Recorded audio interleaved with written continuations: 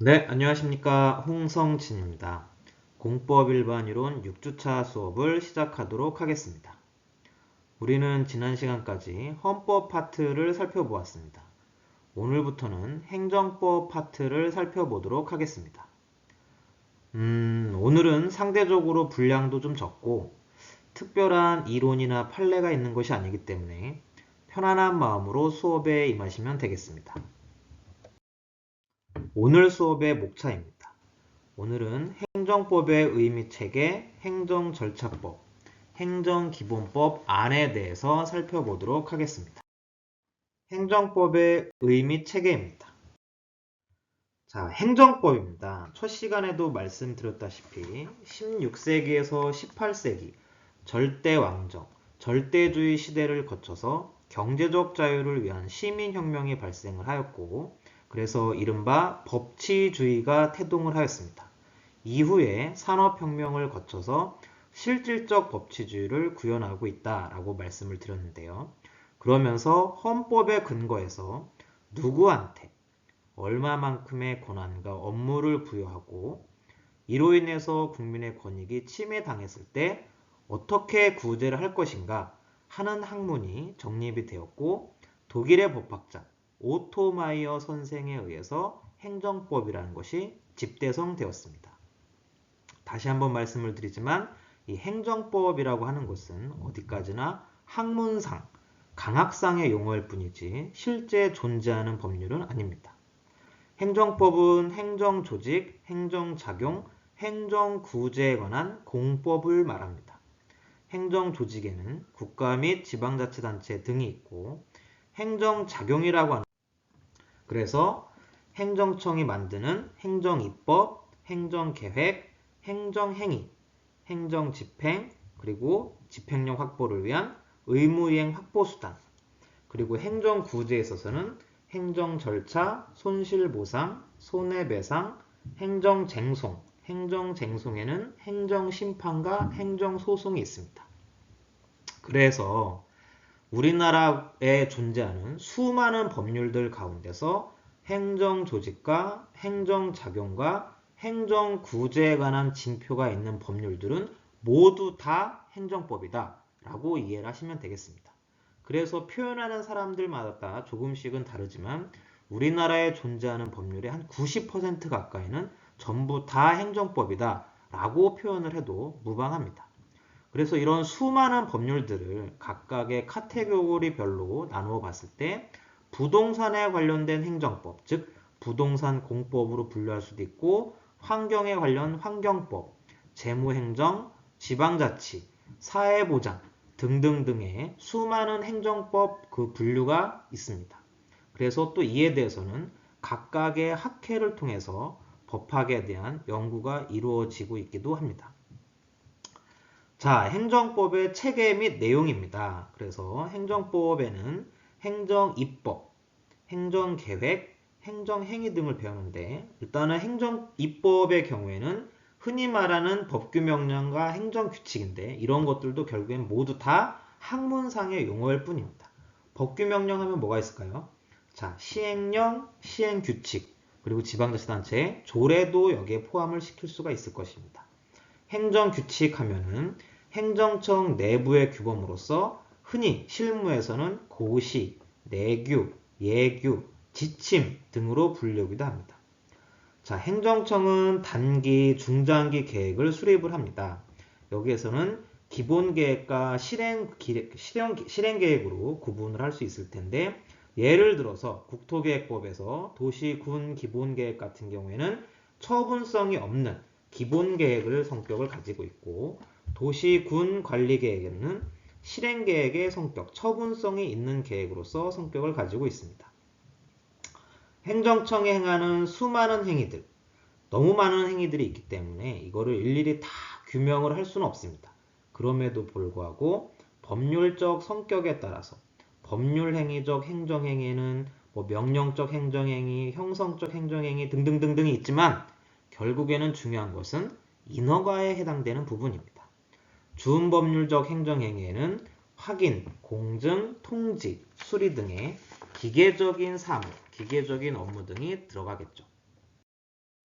자, 행정행위의 효력입니다. 행정청이 행하는 이런 수많은 행위들은 바로 공정력을 갖는다라고 하는데 이 공정력이라는 것이 무엇이냐? 바로 행정청의 우월적 지위에 근거해서 행정행위에 하자가 있다고 하더라도 하자가 중대 명백해서 당연무효가 아닌 이상은 그리고 권한 있는 기관에 의해서 취소되기까지는 일단은 유효하다, 효력이 있다 라는 효력을 공정력이라고 합니다.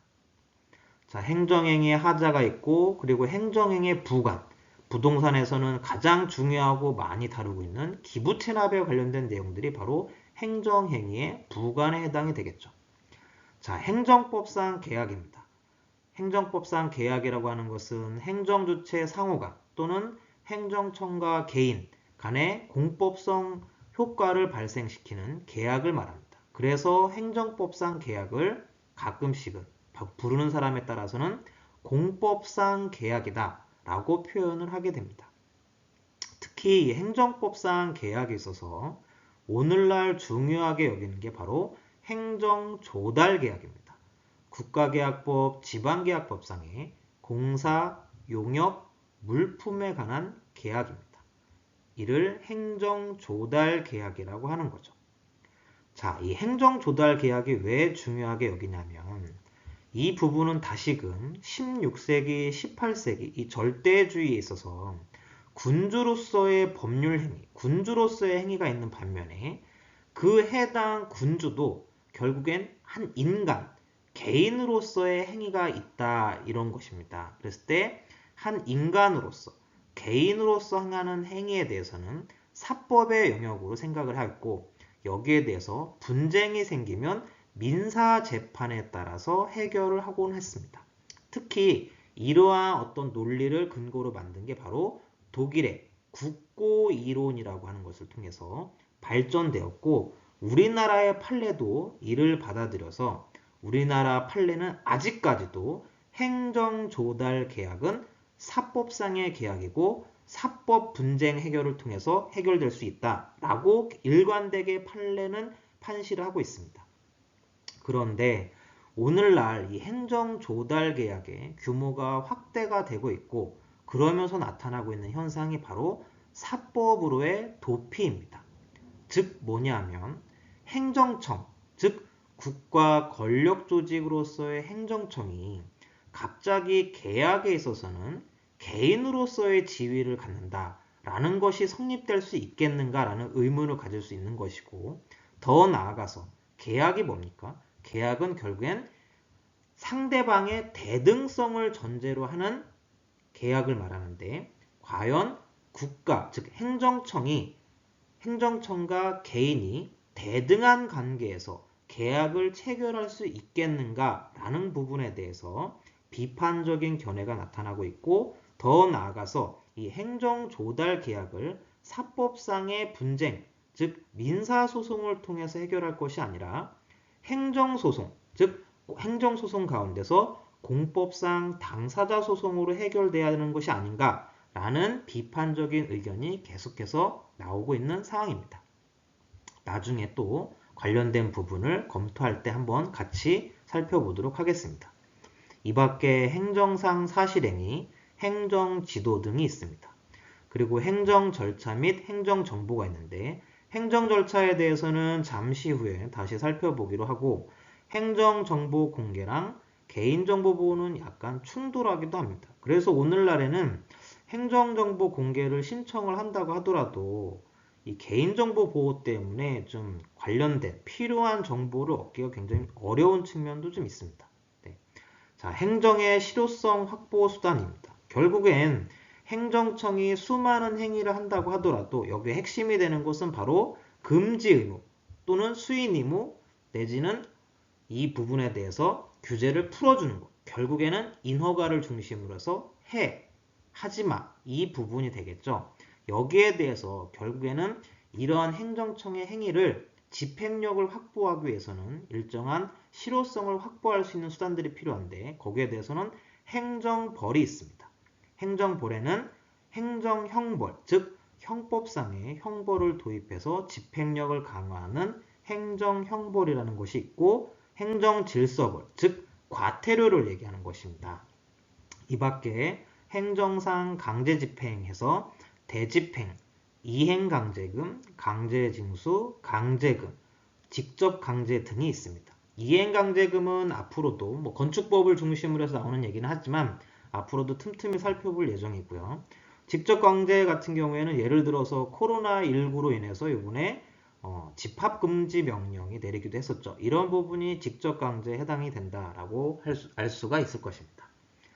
기타의 집행수단으로는 과징금이라는 제도가 있고, 그리고 행정상 손해전보에는 국가배상, 손실보상이 있습니다. 손실보상에 대해서는 지난 시간에도 잠깐 살펴보긴 했지만 이 국가배상과 손실보상 부분은 추후에 행정법 파트에서 중요하게 다룰 예정입니다. 행정쟁송입니다. 행정쟁송에는 행정심판과 행정소송이 있습니다. 행정심판은 행정청의 위법 부당한 행정행위로 권익을 침해당한 자가 행정기관에 그 시정을 구하는 제도이고, 행정소송은 행정청에 위법한 행정행위로 인하여 권익을 침해당한 자가 법원에 그 시정을 구하는 제도입니다. 행정법의 체계 및 내용에 대해서는 개괄적으로 한번 살펴봤는데요. 추후에 다른 수업에서 각각의 관련된 내용들을 자세히 살펴보도록 하겠습니다. 자, 이제 행정절차법입니다. 자, 행정절차법은 위법한 행정활동을 사전에 방지하고 행정과정에 국민이 참여하도록 하여서 행정결정의 공정성을 달성하기 위한 목적으로 제정이 되었습니다. 즉, 행정의 민주화, 행정의 적정화, 효과적 권익구제, 행정의 능률화가 바로 이 행정절차법의 키워드다라고 할 수가 있습니다.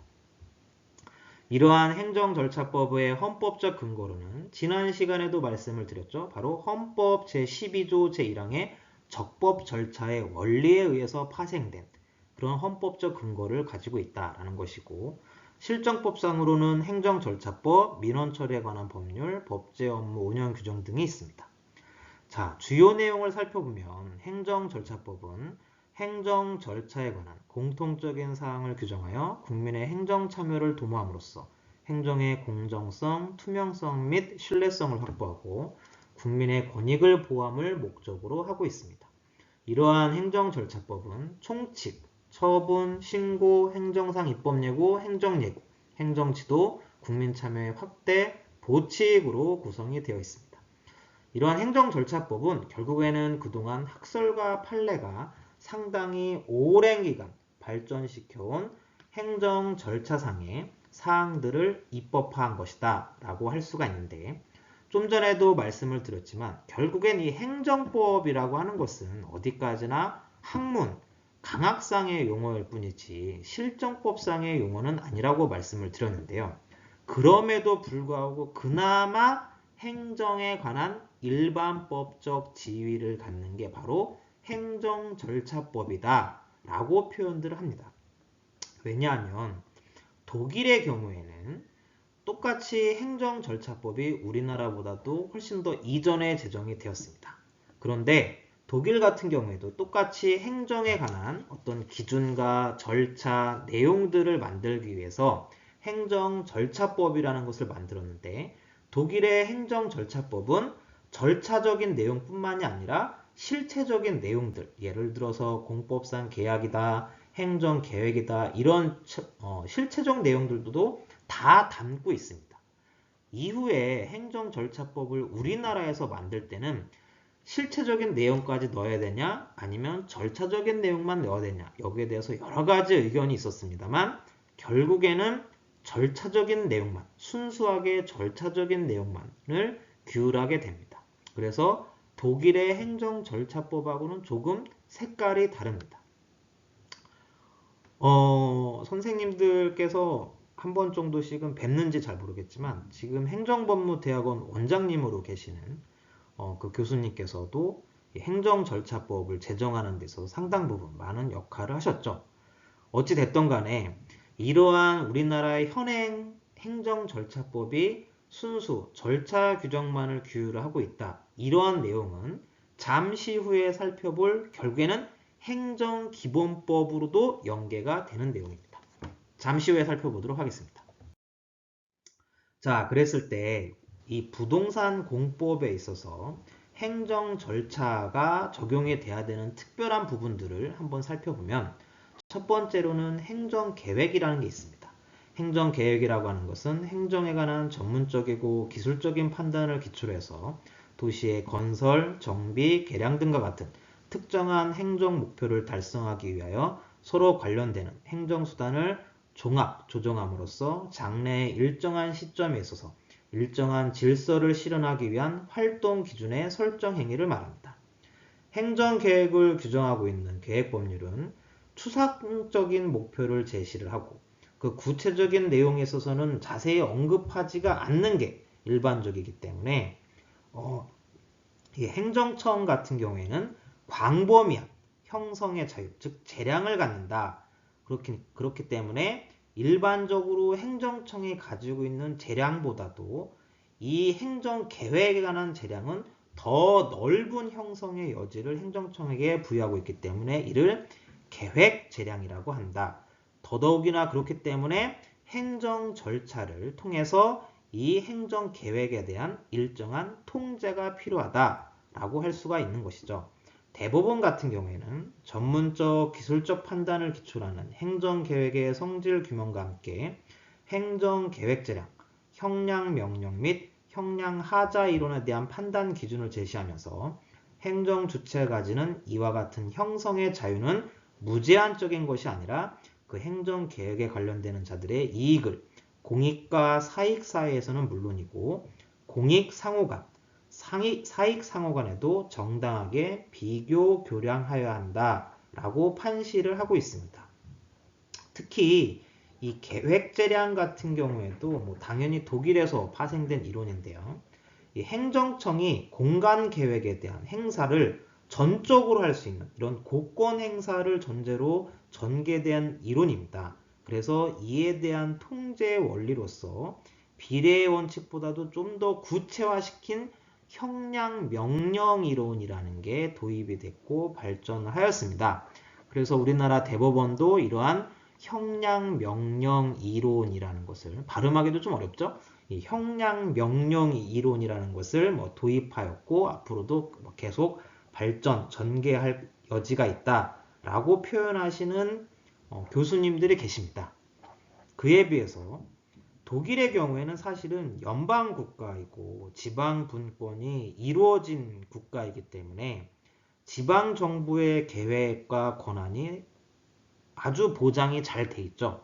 그래서 이 어떤 지방자치단체 내지는 행정주체의 공간계획 고권 행사에 대한 통제 원리로서 형량명령 이론이라는 게 도입이 됐고 발전이 됐지만 글쎄요, 우리나라의 경우에는 사실은 지방자치제도 자체가 시행이 되고는 있지만 아직까지 권한이나 재정 이런 부분들이 사실은 부족한 게 사실입니다.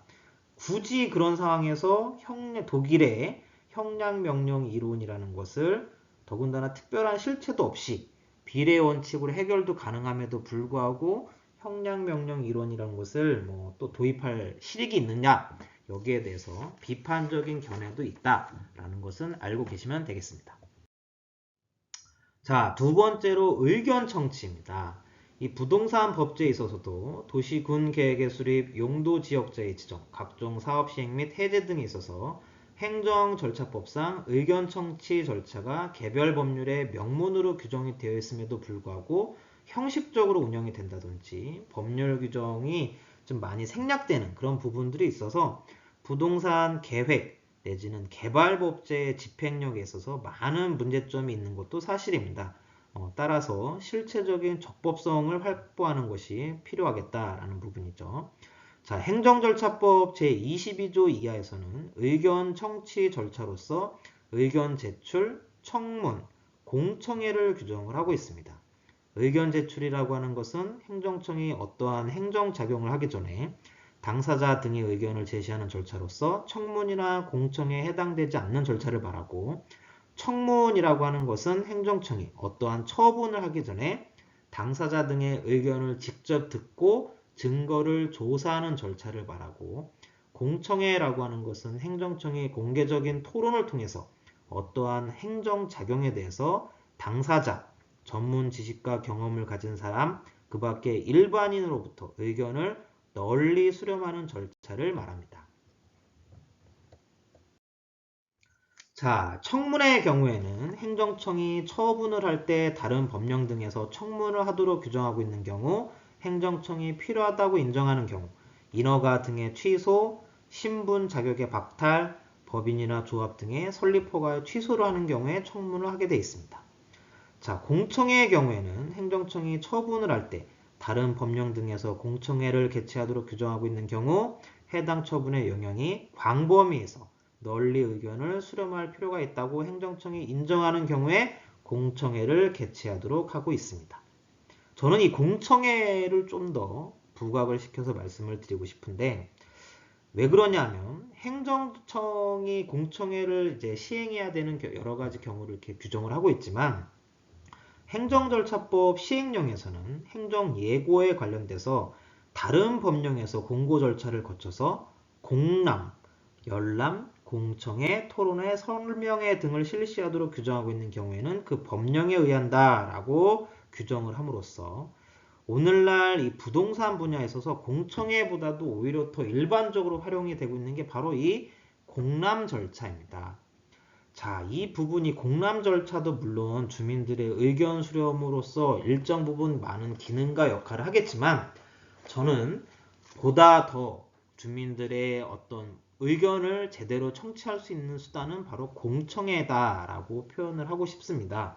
그런데 오늘날에는 이 공청회 자체도 형식적으로 운영이 되거나 아니면 공람이라는 절차가 더 선호하고 있는 것이죠. 자, 그랬을 때 두 가지의 판례를 한번 준비해 봤습니다. 하나 위에 있는 헌법재판소의 결정문은 자, 용산국제업무지구에 관련된 사건입니다. 다들 기억하시죠? 자, 용산국제업무지구라는 사업 시행을 위해서 도시개발법의 공공성을 완화시키는 그런 수차례의 법률 개정이 이루어졌습니다. 그런 가운데서 서부이촌동 주민을 중심으로 도시개발법상의 동의 요건 및 공청회에 관련된 부분들이 누락됐거나 생략됐다. 내지는 이 공람이라는 제도 자체가 주민들의 의견 수렴으로서는 적합하지 않은 제도이다 라는 내용으로 해서 헌법소원을 제기한 사건입니다. 자, 보시면 공람이라는 절차가 공청회보다는 약식으로 간단히 주민의 의견을 청취하는 절차인 점, 도시개발 사업의 규모에 대소를 불문하고 모든 사업에 있어서 공청회를 실시하여야 한다면 사업 시행의 효율성을 저해할 수도 있다는 점 등에 비춰볼 때 도시개발 사업의 규모나 성격, 내용, 유형 등에 따라 공람 또는 공청회 대상 및 개최 기준이 달라질 것이라는 정도는 도시개발법상 다른 법률 조항 등의 내용 및 전체적 취지에 비춰볼 때 충분히 예측할 수 있는 것으로 보인다. 따라서 이 사건 공람 등 위임 조항은 포괄 위임 입법 금지 원칙에 위반되지 아니한다 라고 헌법재판소는 결정을 내렸고, 그 밑에 있는 판례는 대법원이 내린 결정인데 판결인데, 자, 도시계획의 입안에 있어서 해당 도시계획 안에 내용을 공고 및 공람하게 한 것은 다수 이해관계자의 이익을 합리적으로 조정하여 국민의 권리 자유에 대한 부당한 침해를 방지하고 행정의 민주화와 신뢰를 확보하기 위하여 국민의 의사를 그 과정에 반영시키는 데 있는 것이므로 이러한 공고 및 공람 절차에 하자가 있는 도시계획 결정은 위법하다라고 판시를 했습니다. 자, 색깔이 조금 다르죠? 물론 대법원 같은 경우에도 공람 절차는 인정을 하고 있습니다. 그렇지만 대법원은 이 공람 절차에 절차적인 하자가 있다라고 하면은 위법하다라고 판시를 한 것이고, 그래서 전반적인 태도는 유사할 수 있어도 좀 전반적인 결은 좀 다르게 하고 있다.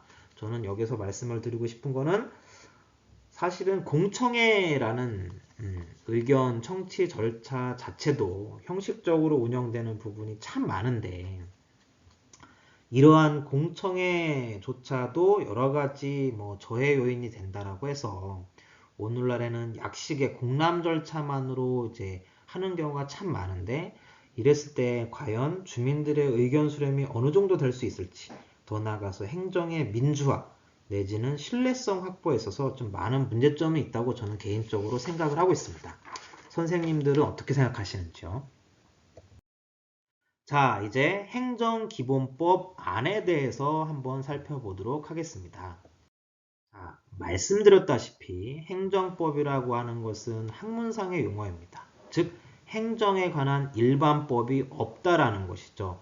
그나마 행정절차법이 행정에 관한 일반법적인 성격을 갖는다라고 표현들을 하지만 독일과는 달리 우리나라의 행정절차법은 절차적인 요소들만 규정을 하고 있다. 그래서 행정의 일정한 집행 원칙, 기준, 나아가서 학설과 판례 등에서 인정되고 있는 실체적인 요소들을 명문화시킬 필요가 있고 더 나아가서는 입법화를 해야 된다라는 필요성에 의해서 정부, 학계 등등의 어느 정도의 공감대가 형성이 되었습니다. 그래서 이러한 행정기본법이 지금 법제처에서 입법 예고가 된 거고 하필이면 입법 예고 기한이 올해 4월 25일.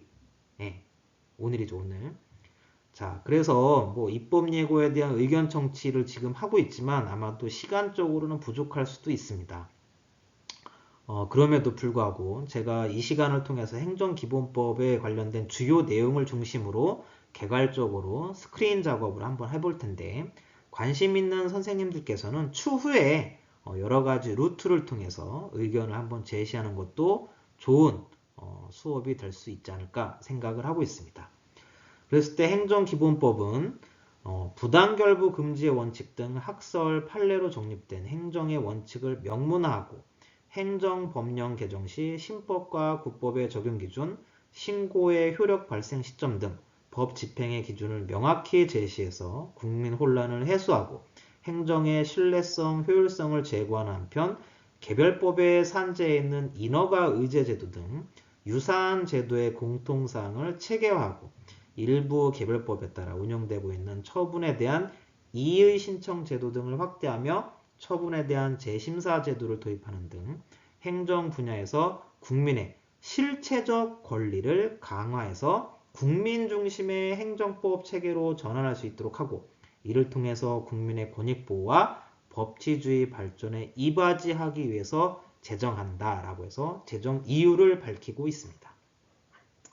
주요 내용으로는 첫 번째로는 행정의 원칙과 책무 명문화입니다. 그래서 헌법 원칙인 법치행정, 평등, 비례 원칙과 그동안 학설과 판례에 따라서 확립된 권한남용 금지, 신뢰보호 원칙, 부당결부 금지의 원칙 등을 행정의 원칙으로 규정을 하고 있습니다.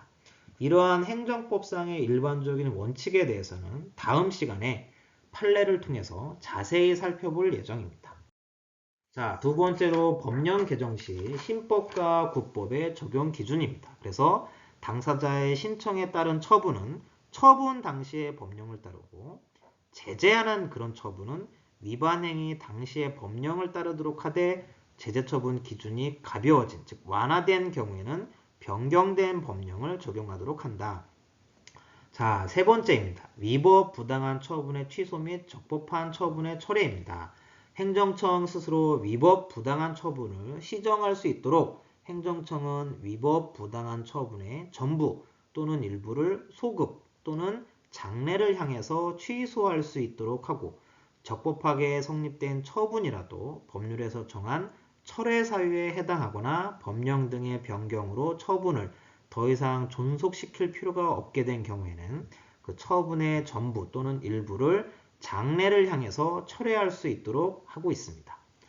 자, 그 다음에 네 번째로는 자동적 처분입니다. 인공지능 시대를 맞아서 미래 행정 수요에 대비하기 위해서 행정청은 재량이 있는 경우를 제외하고는 법령으로 정하는 바에 따라서 완전히 자동화된 시스템으로 처분을 할 수 있도록 한다. 제가 봤을 때는 특히 우리 아까 살펴봤었던 준법률적 행정행위, 즉 확인, 공증, 통지, 수리 등의 어떤 기계적인 업무, 사무들을 중심으로 해서 하루속히 이 자동화된 시스템으로 처분할 수 있는 것이 국민들의 편의를 위해서도 필요하겠다라는 생각을 가지고 있었습니다. 자, 다섯 번째로는 제재처분의 제척기관 제도 도입입니다. 행정청은 법령 등의 의무 위반 행위가 종료된 날부터 5년이 지나면 원칙적으로 인허가 등의 정지, 취소, 철회, 영업소 폐쇄 처분과 정지 처분에 가름하는 이 과징금 부과 처분의 제재 처분을 할 수 없도록 하고 있다라는 것이고, 여섯 번째로는 인허가 의제 제도의 공통 절차 및 기준을 마련하고 있습니다. 그래서 인허가 의제 시 필요한 서류 제출, 관련 인허가 관청과의 사전 협의, 협의 기간 및 협의 간주 규정 등 인허가 의제에 필요한 공통적인 절차 등을 규정을 하고 있고, 일곱 번째로 신고의 효력 발생 시점입니다. 형식적 요건을 모두 갖춘 신고는 원칙적으로 신고서가 행정청에 도달한 때 효력이 발생을 하는 것이고, 법률에 신고의 수리가 필요하다고 명시되어 있는 경우에는 행정청이 수리를 해야지만 효력이 발생하도록 어떻게 보면 명문화시킨다라는 것이죠. 지금도 당연히 그렇게 이루어지고 있는데, 자, 그 다음에 좀 전에도 좀 나름대로 강조를 해서 말씀드렸던 행정법상의 계약, 다른 표현으로 공법상 계약으로도 불리운다고 말씀을 드렸습니다. 그래서 행정의 전무나 다양화에 대응해서 공법상 법률관계에 관한 계약을 통해서 또 행정이 이루어질 수 있도록 공법상 계약의 법적 근거를 마련하고 공법상 계약의 체결 방법, 변경 요구, 해지 사유, 변경, 해지 방법 등에 대한 일반적인 사항을 규정을 하고 있습니다. 자, 처분에 대한 이의신청 제도입니다. 그래서 일부 개별법에 도입되어 있는 처분에 대해서 이의신청 제도를 확대하기 위해서 행정청의 처분에 대해서 이의가 있는 당사자는 행정청에 이의신청을 할 수 있도록 일반적인 근거를 마련하고 있고, 또 처분의 재심사 제도를 도입하였습니다. 그래서 제재처분을 제외한 처분에 대해서 쟁송, 즉 행정심판과 행정소송을 통해서 다툴 수 없게 된 경우에도 처분의 근거가 된 사실관계 또는 법률관계가 추후에 당사자 등에게 유리하게 바뀐 경우에는 일정한 요건에 해당하면 행정청에다가 처분을 취소 또는 철회하거나 변경할 것을 신청할 수 있는 재심사 제도를 도입을 하였다라는 것이고, 마지막으로 규제에 관한 법령 등의 입안 정비 원칙입니다. 국민들의 자유로운 경제활동에 제약되지 않도록 영업과 관련되는 인허가 등에 관한 법령 등을 개정할 때는 해당 법령 등의 입법 목적에 반하지 않는 범위 내에서 금지 사항을 열거하고, 열거되지 않은 사항은 원칙적으로 허용하는 규제 방식을 우선 고려하도록 한다라는 것이죠. 그래서 이런 방식을 어떤 방식이라고 합니까? 바로 네거티브 방식이죠. 그래서 몇몇 사람들은 이 표현만 봤을 땐 네거티브 방식이 국민들한테 더 불리하고 포지티브 방식 하면은 국민들한테 더 유리하게 생각하시는 분들도 계시긴 한 것 같은데, 반대죠, 반대. 그래서 포지티브 방식은 할 수 있는 것만 규정을 하는 거고, 네거티브 방식은 할 수 없는 것만 규정하는 것이기 때문에 그 할 수 없는 걸 제외하면은 결국에는 반대 해석에 따라서 다 할 수 있는 것이겠죠. 그래서 오늘날에 선호한 방식이 규제 완화의 방식으로서 네거티브 방식으로 많이들 시도는 하려고 하고 있습니다. 그게 현실 가운데서는 좀 반영이 되기가 어려운 부분들이 좀 있어서 문제긴 한데, 앞으로도 뭐 규제 완화 방식에 있어서는 이 네거티브 방식에 대해서는 계속해서 연구가 필요한 그런 부분이기도 합니다. 자, 이상으로 행정법 파트 첫 번째를 살펴보았습니다. 자, 다음 주 수업은 5월 2일입니다. 우리가 이 학사 일정상 중간고사를 보아야 됩니다. 그래서 5월 2일은 중간고사를 보도록 하겠습니다만, 처음에도 말씀을 드렸지만 제 수업은 시험이 없죠. 시험이 없습니다. 그래서 레포트로 대체를 하는 건데, 선생님들께서는 이미 이번 주까지 많은 분들이 레포트를 제출을 하셨습니다. 물론 아직 제출을 못하신 분도 계시긴 한데, 자, 어쨌든 제 수업은 레포트와 발표 수업으로 해서 시험을 가름을 하고 있습니다. 그리고 5월 달이 결국엔 가정의 달이고 5월 초에 선생님들께서 여기저기 많은 행사들이 있을 거라고 생각을 합니다. 그래서 다음 주 5월 2일은 시험은 보지 않지만 시험으로 인해서 수업을 하지 않겠습니다. 그러니까 선생님들께서는 레포트를 미리 이미 제출하신 분께서는 뭐 상관이 없지만 아직 제출하지 못하신 분들은 레포트에 조금 더 신경을 써주시고 그리고 발표 수업에 특별히 좀 많이 준비를 좀 해주셨으면 좋겠습니다. 그래서 5월 2일은 시험 때문에 수업을 하진 않지만 우리는 시험은 없다라는 걸 말씀을 드리면서 5월 9일에 저희는 수업 때 뵙도록 하겠습니다. 오늘 수업은 여기까지 하도록 하겠습니다. 감사합니다.